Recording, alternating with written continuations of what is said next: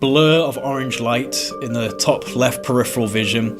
I looked, and there were 3 of these circular orange balls in the sky, orbs, high up, flew across really fast, stopped instantly above my property. You can actually initiate forms of communication, forms of contact with some of these intelligences through the medium of meditative consciousness. At face value, that sounds like an absolutely ridiculous thing to claim, that you can make telepathic communication and have contact events. That something changes in the brain when you have an experience that's beyond the normal. It kind of invites you to either just lock yourself away and forget that you ever experienced that, or it sends you down the road of seeking and trying to find answers. I went out into my garden in a completely sober state, projected intentions mentally, and orbs showed up.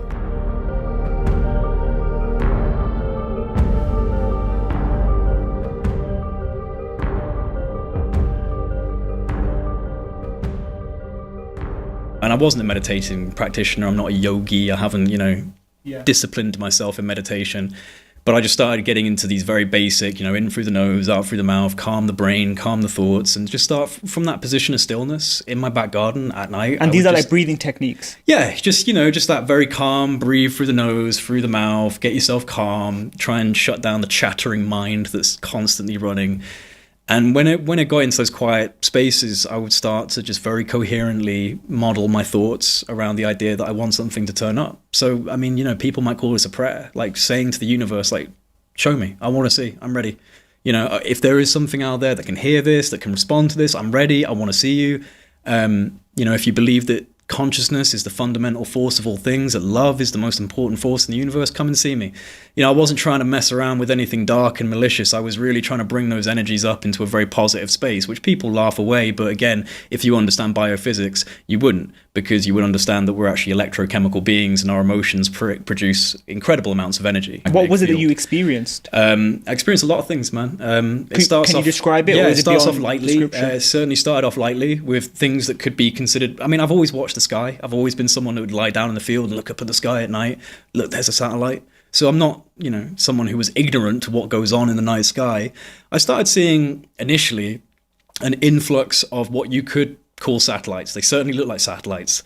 Just way more of them than I've ever seen in my life in one time. Like we're talking, 15 to 20 of them coming across in the space of 3 minutes from different areas of the sky. But like, why is it so busy?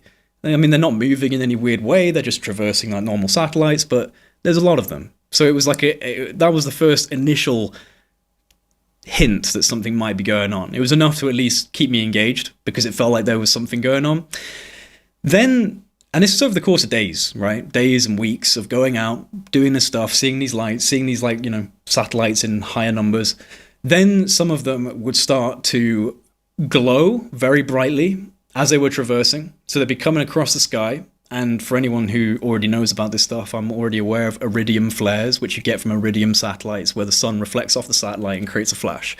But you actually need to be out at very specific times for that. And people who are obsessed with these things, they kind of, wait. They have their camera ready for that right traversal moment. I was getting these white orbs coming over like this, and then they would start to glow and flash and then recede back down. And this was happening 3, 4, 5 times with one of them as they were coming across. Not one flash, but flash, flash, flash. Did any of them communicate with you? Well, this is the thing, is that I was, at least in my mind, sending some form of confirmatory, like, is that you? Flash. Is that a communication? It's rudimentary, but it certainly felt like there was some form of responsivity from whatever this flash, whatever this light phenomena was, and the thoughts that I was, at least in my mind, imagining I was projecting from me. And it really did feel like this was a step-by-step progression, because it started to kind of progress from there to fast-moving white objects that would flash and move in strange directions, curve upwards, and do directional changes that satellites can't do. It was all starting to become even weirder. It was like layering it on week by week. What was the weirdest thing that you saw? I had 4 experiences with orange orbs of light, including one time where they came and hovered about 3 feet above the roof of my house. Did they do anything? Blew my mind. But apart from that, no, like they didn't do anything in terms of a communication to me directly. But I was, again, outside in my back garden doing what had become my usual routine at this point. And this was in like August of 2019. It was quite warm. So I was out in the UK. Obviously, it's pretty cold in this place. You know that. And I was out in my back garden. It was a summer evening. And I was looking up at the sky and I was doing what I'd been doing for a few weeks now, which was projecting my thoughts. And I saw a blur of orange light in the top left peripheral vision. I looked and there were 3 of these circular orange balls in the sky, orbs, high up, flew across really fast, stopped instantly above my property, very high up, but literally went, zoop, froze. And then they started this weird movement. I could see them rotating around each other. Then I noticed that they were actually starting to descend down from the sky. And so they were coming, I was literally at the back of my garden looking towards my house, which is probably no more than, maybe just double this length of this room. I was shocked. I wasn't scared. I was rooted in place though, like shocked, just staring at this thing. So many people say like, why wouldn't you get your phone out? Like, dude, like you do not understand. When you are seeing something that literally does not make sense, you do not take your eyes off of it. At least from my experience, the idea of doing this and unlocking my phone and looking at the brightness, none of that was even entering my head. Very selfish, because you're just like, I just need to look at this. I just need to look at this. They came down. They were doing this weird rotating movement, very smooth, 3 of them, in this almost like fireflies, but they were quite big.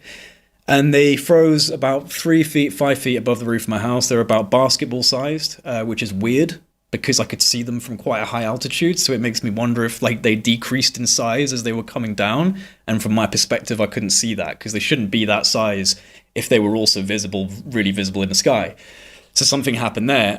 3 feet above the roof of my house, one here, one here, one here, in like a loose triangle. They looked like, as a camera guy, there's an effect called bokeh, where you take a camera and you outfocus it and lights just become circles, right? It's quite a famous effect they use on highways at night, and it's just like different colored circles.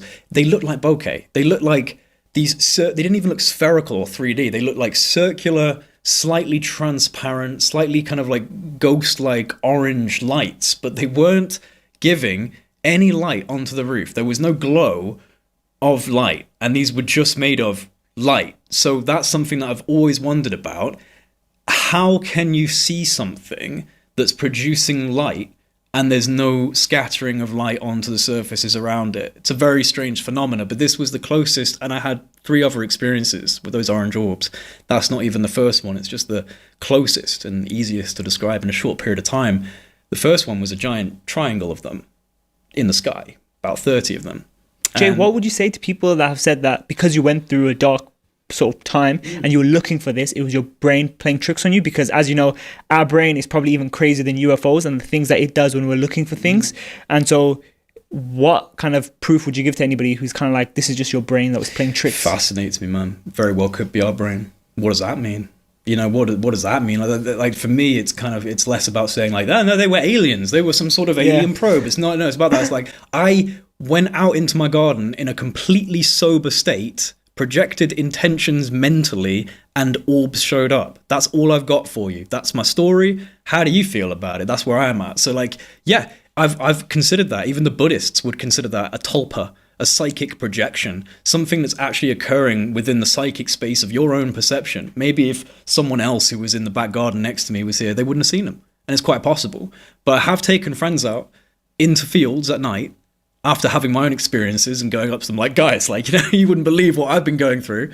And they've experienced things, not necessarily orange orbs, but they've seen flashes and strange things in the sky that even they can't explain. So I would say to people that even though I don't have evidence for my experiences, you certainly can go out and gather that evidence yourself, but be cautious. Can this evidence be photographed and videoed, or is it something that's you can't? No, because Luis Elizondo in that book mentions orbs in his house, and he's we discussed earlier, he's a counterintelligence officer, and he discussed him and his family when he was investigating UFOs, seeing these green orbs in his house, and his family would see it and his neighbors would see it.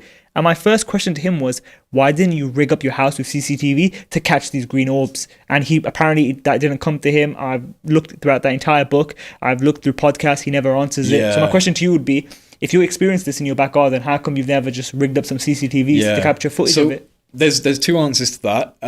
One of them is that I am just not a rich man, so I don't have the ability to get like kind of 360 fisheye multi-spectrum cameras, which is what you want. You want something that's fixed, that's covering the entire sky, that's looking at multiple spectrums of visible light and infrared and ultraviolet.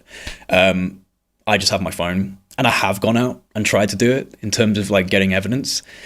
And this is where it gets into the stranger side of it, the more subtle side of it, because again, I was doing this in a process that requires meditative consciousness. Like, this is an element of this, and this is not woo-woo, this is not spiritual, this is not magical. In my opinion, this is biophysics. This is quantum mechanics and biophysics.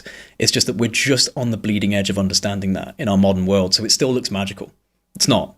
It's not science. The reason why, personally, I was struggling to record it was because when I was out there getting into these states of consciousness and holding my phone up, I would start focusing way more on the phone, way more on why haven't they turned up yet? Come on, my arm's hurting. Like, all these, those are what we call like neural chatter, like default monkey mind neural chatter. That is pollutant to meditative consciousness, right? That takes you out of the meditative state. Now, I'm not saying you can't evidence this stuff. I'm just saying it's really hard.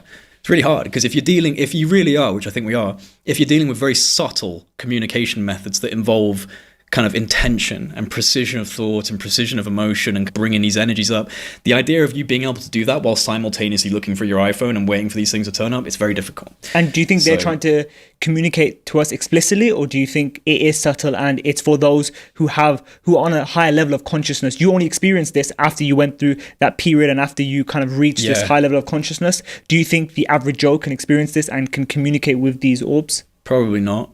I think that everyone has the ability, but not everyone's going to. And in my opinion, it almost felt like a baby steps learning program to advancing your consciousness. You know, you get to a certain state, something turns up and almost goes, well done.